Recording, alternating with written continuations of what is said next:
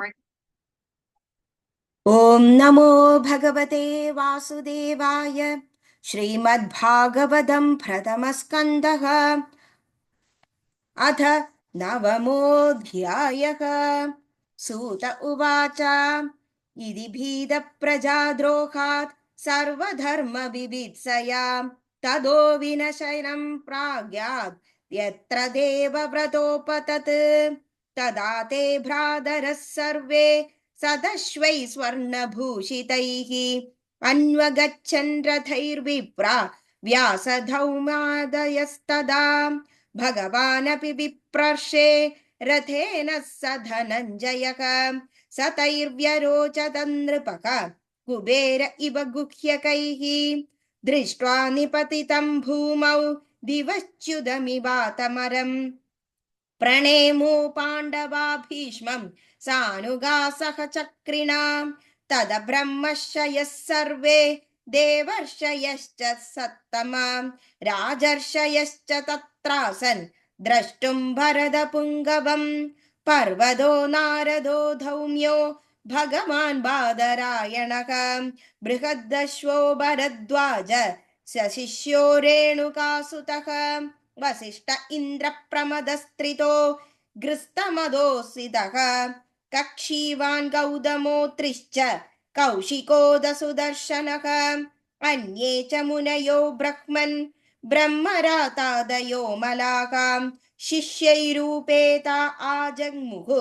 कश्यपाङ्गिरसादयः तान् समेतान् महाभागान् अनुपलभ्य वसूतमः पूजयामास धर्मज्ञो देशकालविभागवित्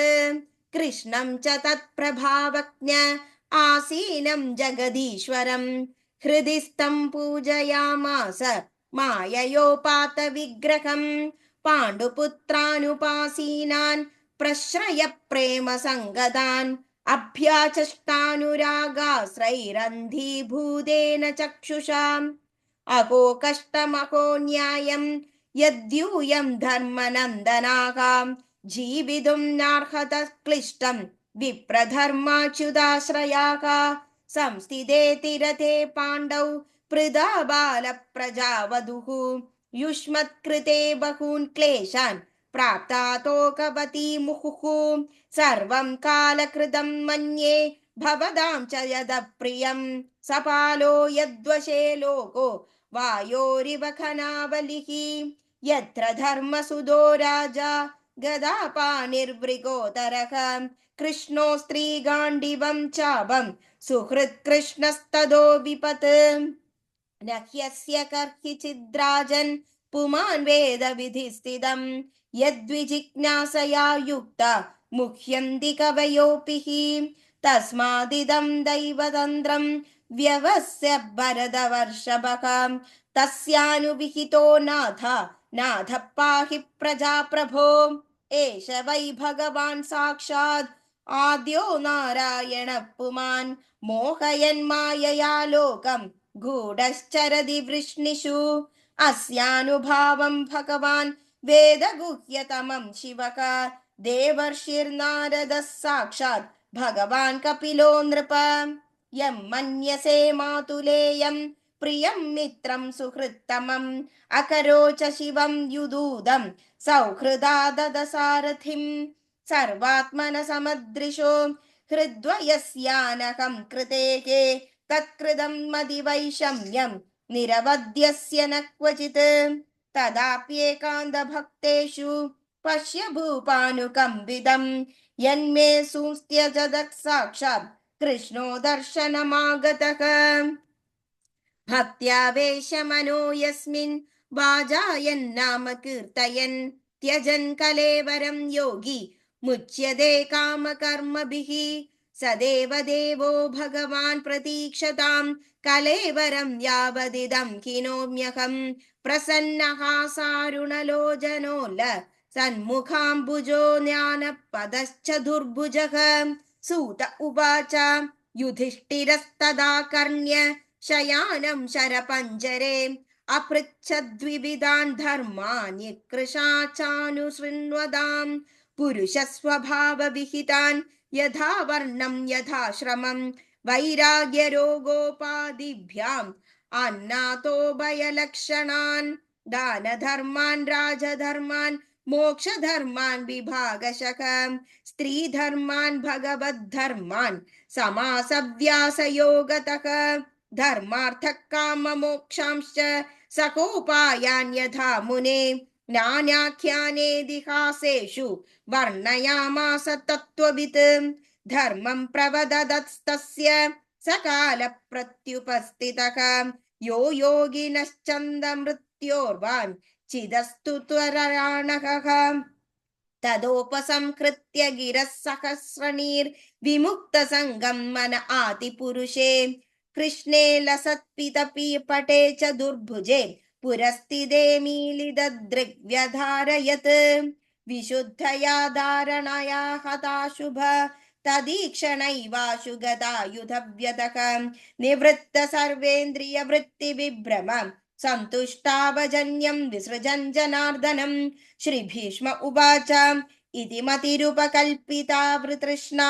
भगवति सा त्वदपुङ्गवे विभूम्नि स्वसुखमुपगते क्वचिद्विहर्तुं प्रकृतिमुपेयुषि यद्भव प्रवाहकं त्रिभुवनकमनं तमालवर्णं रविकर गौरवराम्बरं ददाने वपुरक्लककुलावृताननाद्भुजं विजयसखे रतिरस्तु मे नवद्या युदितुरगरजो विधूम्रविश्वक लुलितश्रमवार्यलङ्कृतास्ये मम निशितशरैर्विभिद्यमान त्वजिह्वीलसवत्कवचेष्टु कृष्ण आत्मा सपति सकवचो निशम्य मध्ये निजपरयोर्बलयो रथं निवेश्य स्थितवति परसैनिकायुरक्ष्णा हृतवति पार्थ सखेरतिर्ममास्तु व्यवहितप्रदनामुखं निरीक्ष्य स्वजनपदाद्विमुखस्य दोषबुद्ध्यां कुमतिमकरदात्मविद्यया यश्च रणरति परमस्य तस्य मेस्तु स्वनिगममपहाय मत्प्रतिज्ञाम् अमृतमधिगकर्तुमप्लवते रथस्थः धृतरथचरणोऽभ्यजाचलद्गुर्ह हरिरिव कन्दुमिभं गतोत्तरीयः शितविशिखतो विशीर्णदंशः क्षदरपरिप्लुत आततायिनो मे प्रसभमभिसारमद्वदार्थं स भवतु मे भगवान् गतिर्मुकुन्दः विजयरथ कुटुम्ब आततोत्रे हृदकयरश्मिनि त्वच्छ्रियक्षणीये भगवतिरतिरस्तु मे मुमूर्षोर् यमिह निरीक्ष्य हतागदासरूपम् गलितगतिविलासवल्गुहास प्रणय निरीक्षण कल्पितोरुमानाः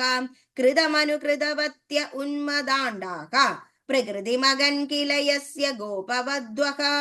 मुनिगणनृपवरस्य सङ्कुलेन्द सदसि युधिष्ठिरराजसूय येषाम् अर्हणमुपपेत ईक्षणीयो मम दृशि गोचर एष आविरात्मा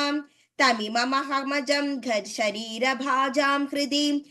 दिदिष्टमात्मकल्पितानां प्रतिदृशमिव नैकधार्कमेघं समदितगोऽस्मि विधूतभेदमोहः सूत उवाच कृष्ण एवं भगवती मनोवाग्दृष्टिवृत्तिभिः आत्मन्यात्मानमावेश्य सोऽन्तश्वास उपारमत् संवद्यमानमाज्ञाय